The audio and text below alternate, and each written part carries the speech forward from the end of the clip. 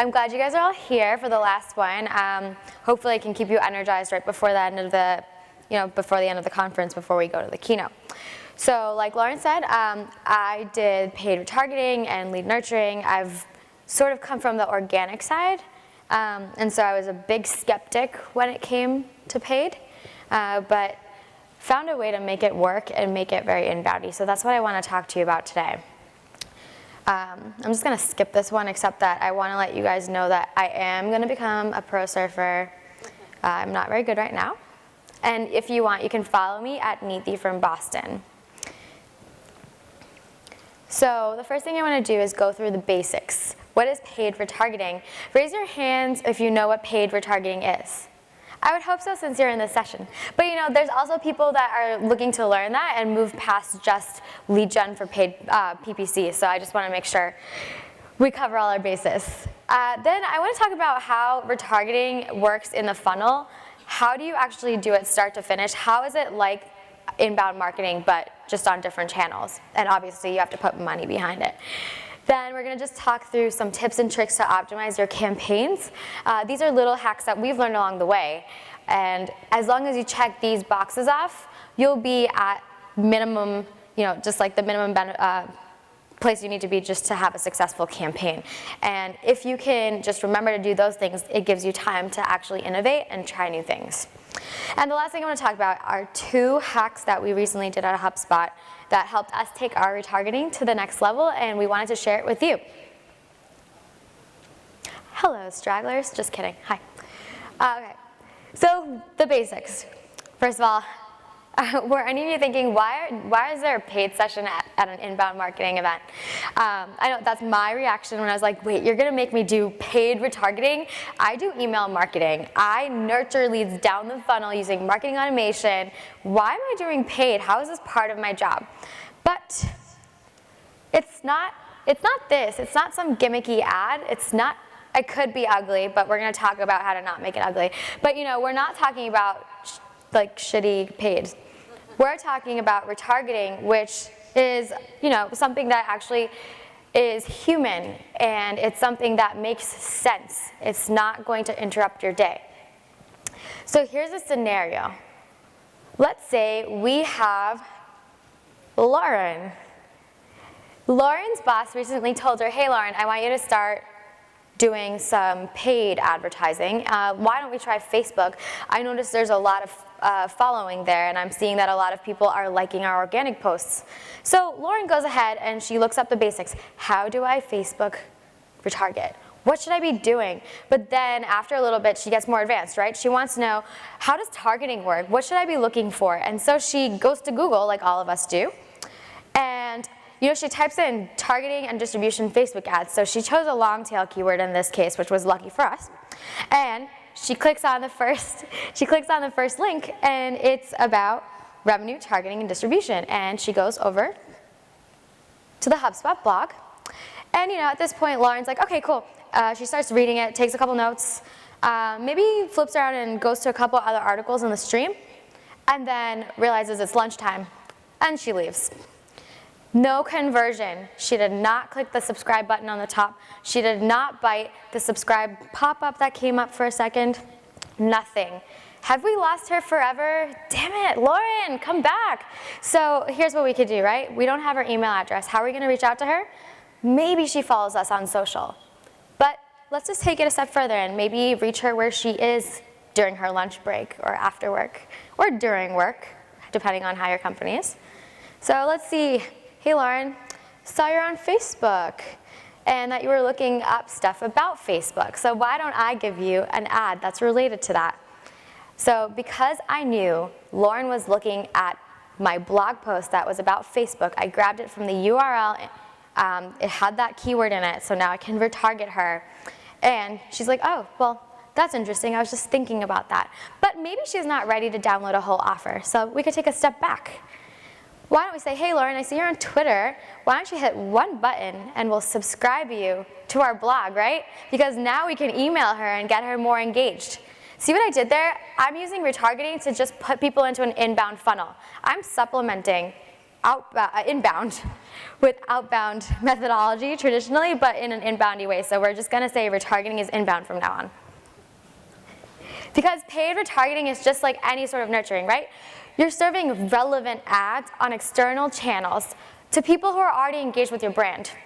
Lauren came in, she went to my blog, and so when she gets an ad, she's like, oh yeah, I like that content. Maybe they have more useful stuff. So that's what you're trying to do. You're building a relationship in places where you normally can't get. But in the reality of today, people just have the attention of, my favorite Harry Potter quote, you know, like a teaspoon. So like, here it is, and there it's gone. And Lauren's so busy with her day that she's not gonna have time. But if we could just remind her and nudge her a little bit, she'll come back to us.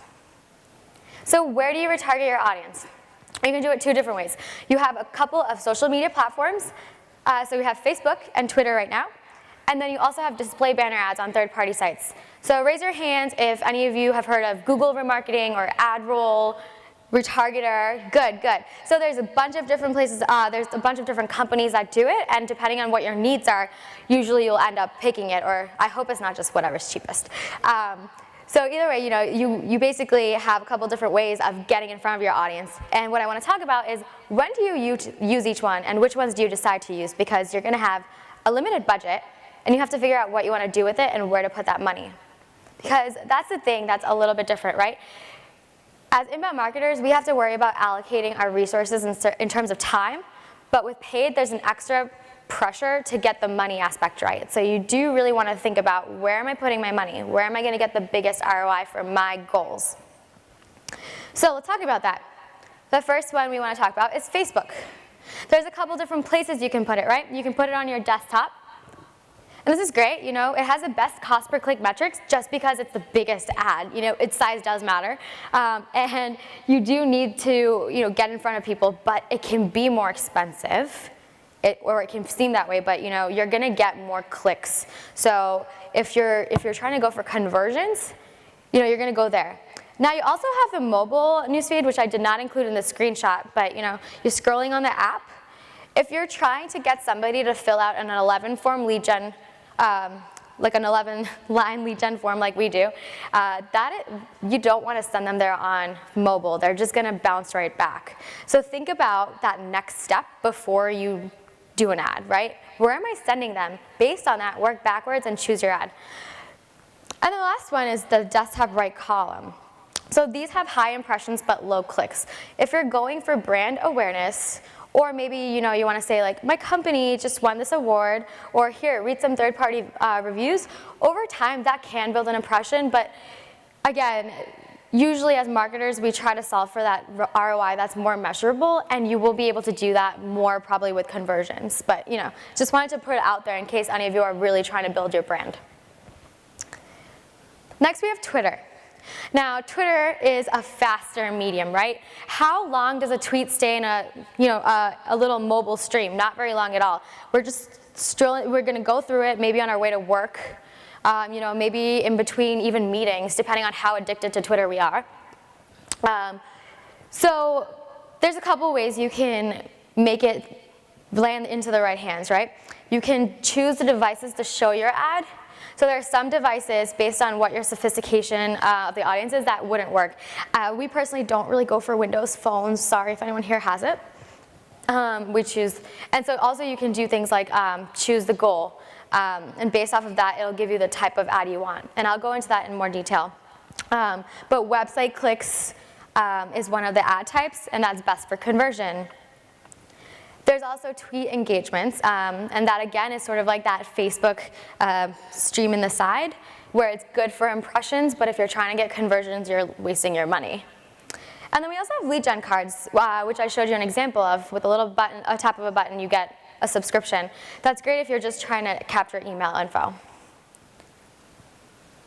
Oh, I forgot I had arrows in there. All right, now how do you retarget an audience? So first of all, there's a couple different ways. You can create segmented lists. So these are people who are already in your database. This is the most accurate way of retargeting, right? Because they're the ones that are most engaged. They're already in your funnel. But what about all those people that are coming to your website, like Lauren did, but never filled out a form?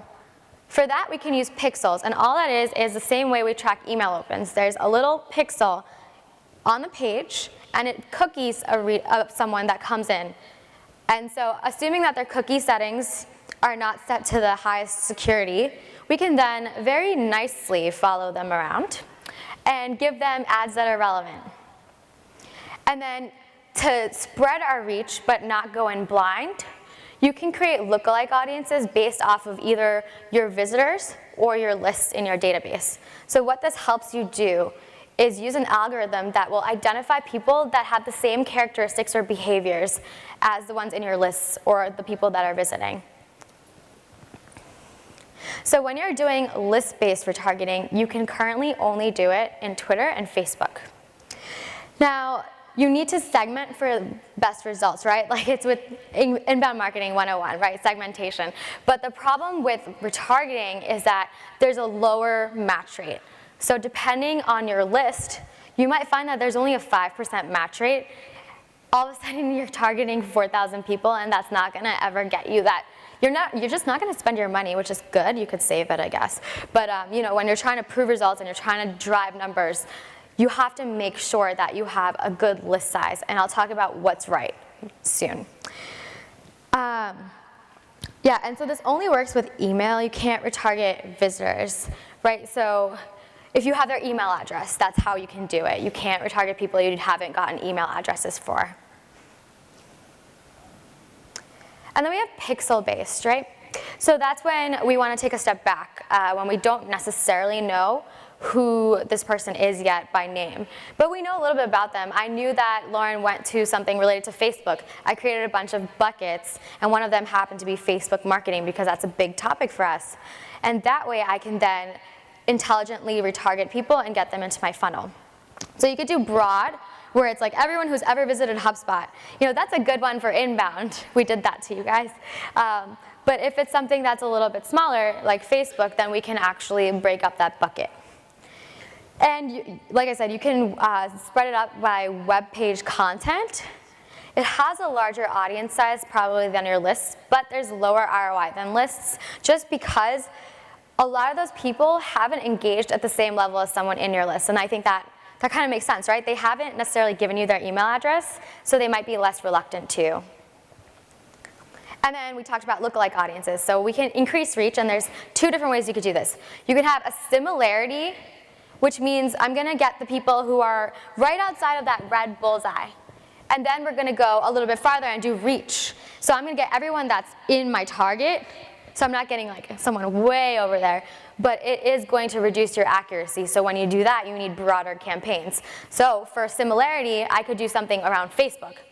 For reach, I would do something more around social media marketing, or even step further, inbound marketing. And the CPC, again, will depend on your targeting. So this is actually GoTime, which we integrate with. And I easily just put a list in there and built a lookalike, and then it just kind of syncs into Facebook and now Twitter on beta, I believe. So here's the sad truth, and I hope you guys don't get up and leave right now, but retargeting is not for everyone. You'll need a large enough volume of either web traffic or people in your database in order to do this effectively. Otherwise, you're gonna waste your time and you're not gonna spend enough money to actually accurately budget things out. And when we're going quarter by quarter or month by month, it is important to understand, am I actually thinking about this the right way? And maybe you're just not there yet, and that's a goal, right? Once you get to that size, then you could do it. So this is important. If you have a list, make sure you have at least 30,000 to 50,000 people that are engaged contacts. So I'm talking about if you were to send an email and say everyone everyone's subscribed or everyone's active, that's what I mean by 50,000 people because of that match rate. And same thing with website traffic. You want to make sure you have at least about 10 to 20K total visitors every month. Otherwise, you're just not going to reach enough people to really make a big impact in terms of lead gen or marketing qualified gen or customer gen if you're e-commerce and it's a smaller cycle. So just keep that in mind. So retargeting reaches people that are already engaged with your brand, so it's inbound. And it supplements your inbound strategy. So don't think of it as something over here. Whoever is doing retargeting at your company needs to be in constant contact with your content strategist, with your inbound marketing strategist, because you all basically need to work together on each campaign. When we're doing a campaign around a certain type of free trial, and we have one marketer over here doing email, I want to know what they're doing, and I want to actually then mirror that content so that we're giving the same type of content and story on every channel. It only works if you tell a story. You can reach audiences on social media or third-party sites. So when I'm going around Martha Stewart Living or maybe NFL.com, the ads will then, show up where I would be. And you can retarget either contact lists or website visitors. And remember, retargeting is not for everyone, but that doesn't mean it can't be. It just means you need to work at getting your inbound to a place where it can. So how do you use retargeting at each stage of the funnel? First, lead nurturing 101. Lead nurturing is a series of marketing activities that are tailored to your leads, and it familiarizes them with your brand. It builds trust, and basically what you're doing is moving them further down the funnel. You're nurturing them. Keyword nurturing, not pushing, not nagging. We don't want to do that on paid either, because essentially retargeting is nothing but an extension of lead nurturing on non-branded channels. So here's what I'm doing. I'm going to engage visitors and beyond. So PPC lets us attract those visitors in, and organic lets us attract those visitors in. But then I can take it from there and supplement the rest of the funnel. So I could convert people into blog subscribers and leads. I can close them over time with third-party reviews, send them to other places that talk about us, so it's not always just us talking. And if you have enough customers, especially if you're e-commerce, I would say, you can actually keep delighting them. If you need repeat business, don't forget to actually target your customers. So how do we do this, right? You can use pixels to convert unknown visitors into known visitors and leads. You need to use light introductory content. So you notice that Lauren didn't really maybe bite on the Facebook ad, but she did subscribe. So think of this as the top of the funnel. Pixels are for the top of the funnel. And you want to put this on maybe the Facebook newsfeed or on Twitter.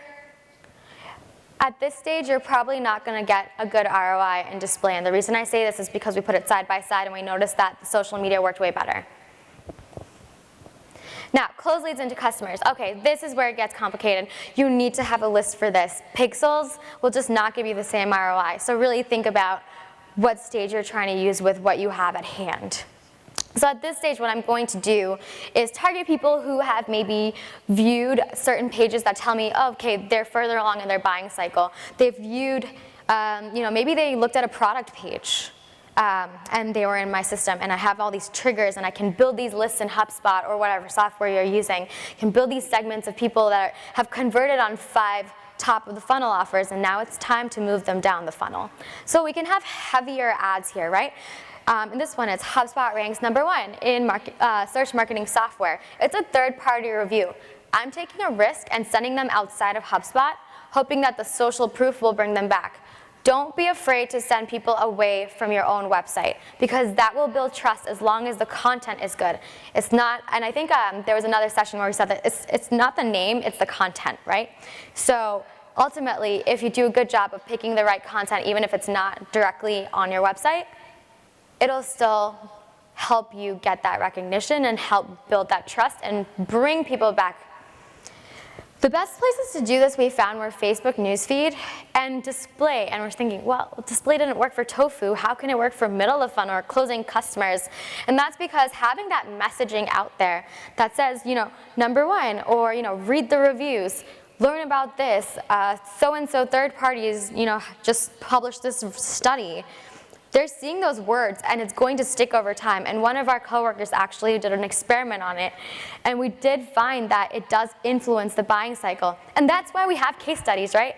That's why we have people reviewing our content, and we go out there and we say, hey, analysts, hey, customers, can you review us? If we weren't going to send people to it, why would we have it, right? Also, if you have topics that fit more into the bottom of the funnel. So for example, for us, marketing automation would be someone who has really looking to solve beyond just social media or solve other stuff. And it's basically gonna be someone that I know is more likely to purchase our software because they're in a place to do so. So I can also target them with that kind of content. Or I can target them with a trial.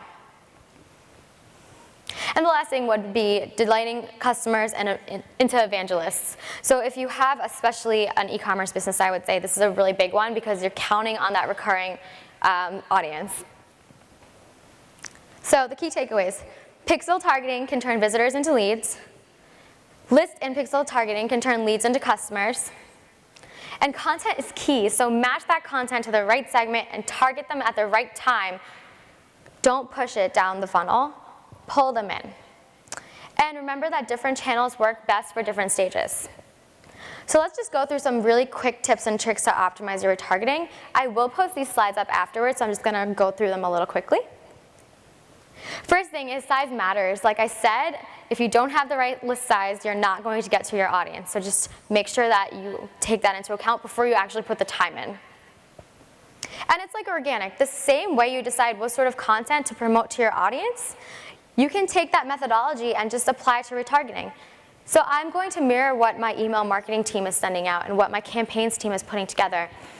And then I'm just going to add retargeting as an extension of that. You can also look at the keywords people are searching if you're not quite sure where to start. Always start with research. And you need to optimize your landing pages for ads. So either you can create your own landing page or clone something, or you can use dynamic content if you have that availability with your software. And in this case, we decided that we were going to create a bunch of paid-only landing pages. And then in this example, I decided, well, we have a landing page. We're just changing a couple of things here and there. So let me just pull in the referral source. Let's say it's AdWords, or it's remarketing, or maybe it's coming in from Facebook. And I'm just going to pick that as that, and then I can track them right in HubSpot, in this case, and I just attach a campaign to it and track it all the way through. Also, just like email marketing and marketing automation, you need to use suppression lists. This will help you not waste money on the people you don't want to keep clicking on your ads. They've already come through your funnel. You don't want to target those people if the goal is lead gen, right? I don't want to target existing leads in a lead gen campaign. So one way you could do that is just say everyone who has viewed X pages. A good way to do this, especially if you have any sort of landing page flow, if you have a thank you page, which is the page people see after they download something, you can grab that pixel and say anyone who viewed my thank you page should not see this ad, and that will basically tell people, oh, okay, you've actually already been there. All right, let's move on to a couple different channels. Display. One thing you want to make sure is to add blacklists. Be careful where you use display because you don't want your brand associated with certain types of things, right? So most of us just don't want to be on park domains or error pages or things that are sexually suggestive and so on. So it takes about 10 minutes in any sort of software, and you can just go through and just click those and say, I don't want these. Also, make sure you test creative. So my colleague, Lauren, actually will do this all the time, and she will test the sizes, she'll test the placement, the different types of creative, just to see what's working best for each type of offer.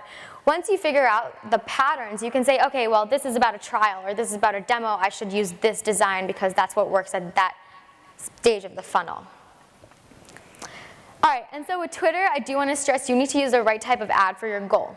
So if you have lead gen cards, you can turn an unknown visitor into a lead, right, with a subscribe button.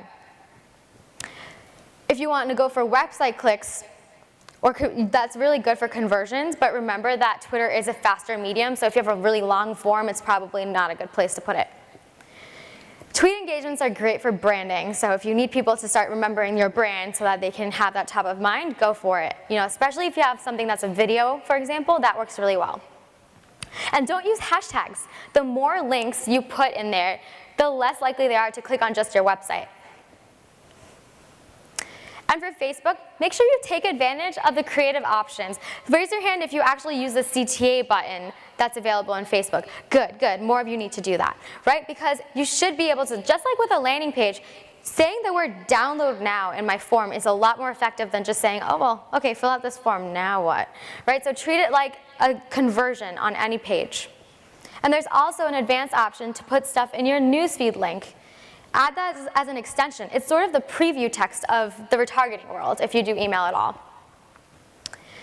And also, if conversions is your main goal, consider finding out where you want to put it. So if I have a long form, I don't want to put it on mobile.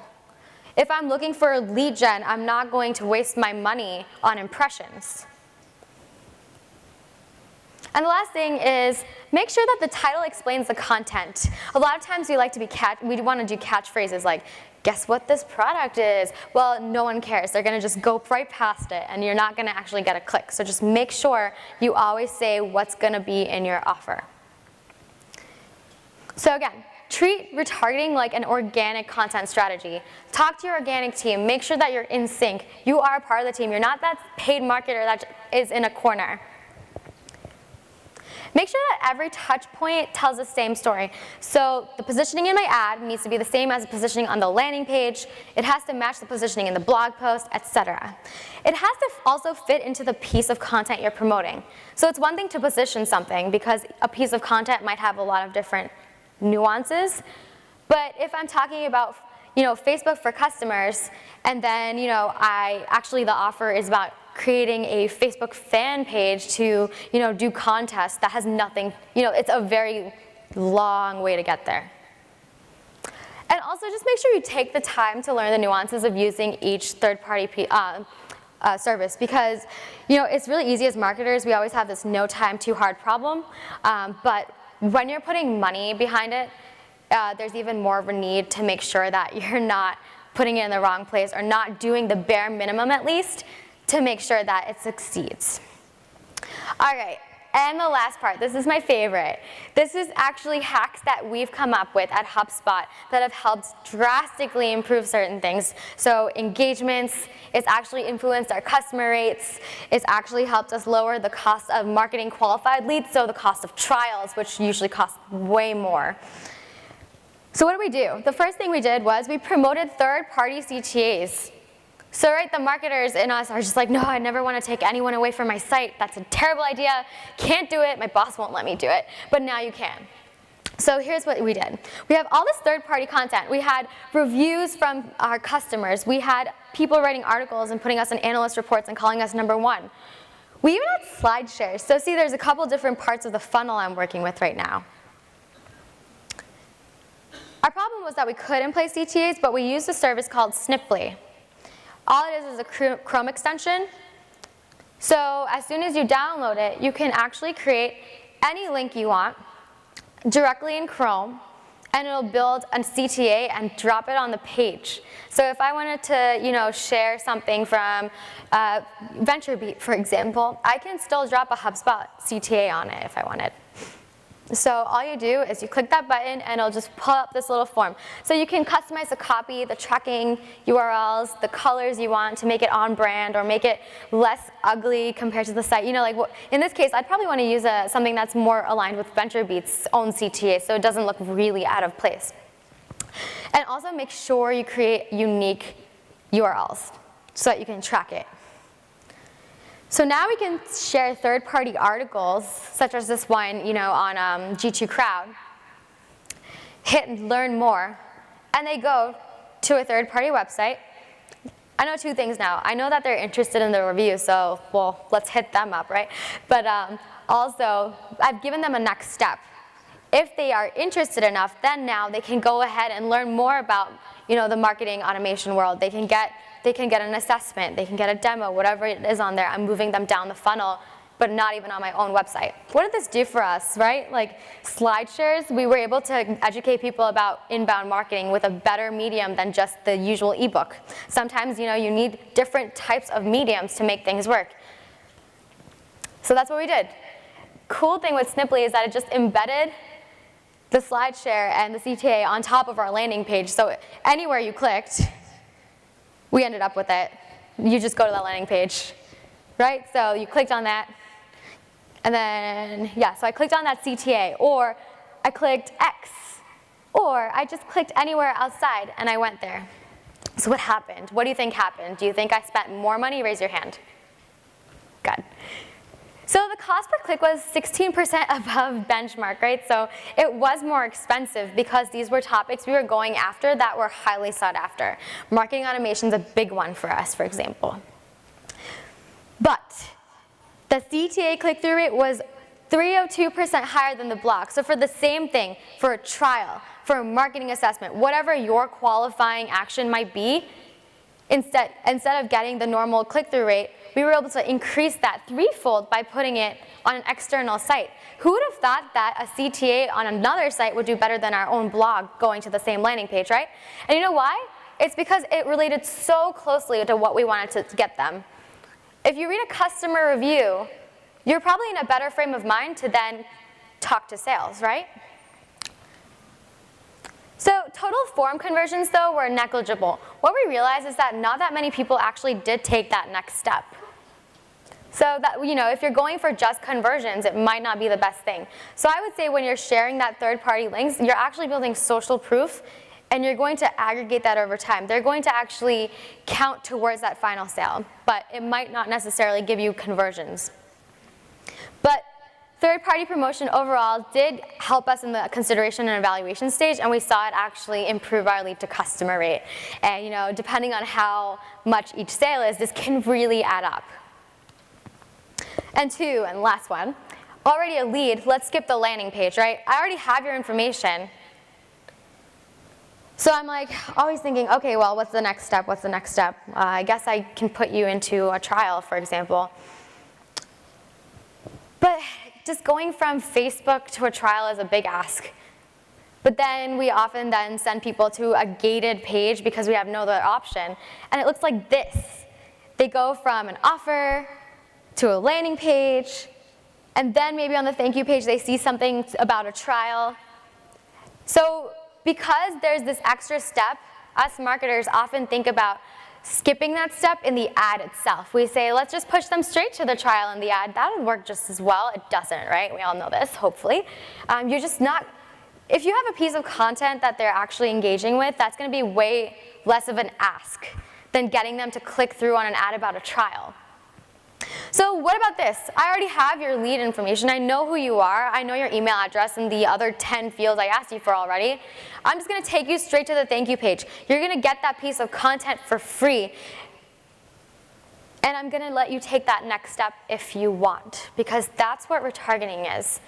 It's nurturing people down the funnel the same way you would with email or something else, where you're not pushing people down the funnel. I'm pulling them in. I'm letting them take that path themselves because they're seeing the value, hopefully, in the content. And we're being helpful. And we're being helpful enough that they might take that next step. So keep that in mind when you're deciding what to promote. Take out that unnecessary middle step. So what happened? This one was great. Cost per click did stay on par. So what we realized is that no matter what we put up there, unless it's a really crappy ad, we can control for it. So we know what content works, what doesn't, and we have an average. So it wasn't the actual ad cost that we were changing on cost per click, but this is where it gets interesting. Cost per conversion for MQLs decreased between 20 to 60%. So for us, this would be somebody that indicated that they wanted to talk to sales by filling out a demo or a trial of different sorts or a marketing assessment. So whatever it might be for your company, think about that. If you can spend that much less, that could be huge for your budget. And on top of that, imagine if you spent less money and got more results. All of a sudden, you're widening the middle of your funnel, and your sales team is going to be really happy if you're targeting right. That's the main thing right there, right? I don't want to send them just random people. So make sure you are always very conscious about who you're sending that ad to. But when you do this right and you combine everything, we were able to drive down costs immensely. And also on top of this, it was broadening the range of content we could promote. Instead of being stuck promoting just those marketing qualified actions, that was a big ask to go from Twitter or Facebook to that next step. And it's like, I'm on Facebook, I don't want to talk to sales right now. Instead, you could just promote it. You can promote content, you can promote blog posts. Now I know, based on my segmented lists or pixels, okay, you're interested in Facebook, come on through, but you're already your lead. why don't you get a social media assessment from us? That's a next step, right? You don't need to take a social media trial right away. Why don't you come through this offer and we'll lead you there slowly? And that's it, right? So there's a couple different things you can do. That was a terrible transition, I'm sorry. But there's a lot going on with the targeting. So there's 2 things I want you to take away from this, 3 actually. First, make sure you're actually treating this the same way you would treat any other inbound channel. Segmentation, segmentation, segmentation. Now, if you know who you're targeting, figure out what you're targeting them with. And make it as easy as possible. Be lovable. Don't send leads to fill out the same form again. Don't push somebody too far down the funnel too quick. If they're just a block subscriber, stop giving them a trial. They don't want your trial. And that's all I have to say. Just make sure that when you're doing lead targeting, you supplement that. You're supplementing inbound marketing. It's not outbound. And that's it. Thank you.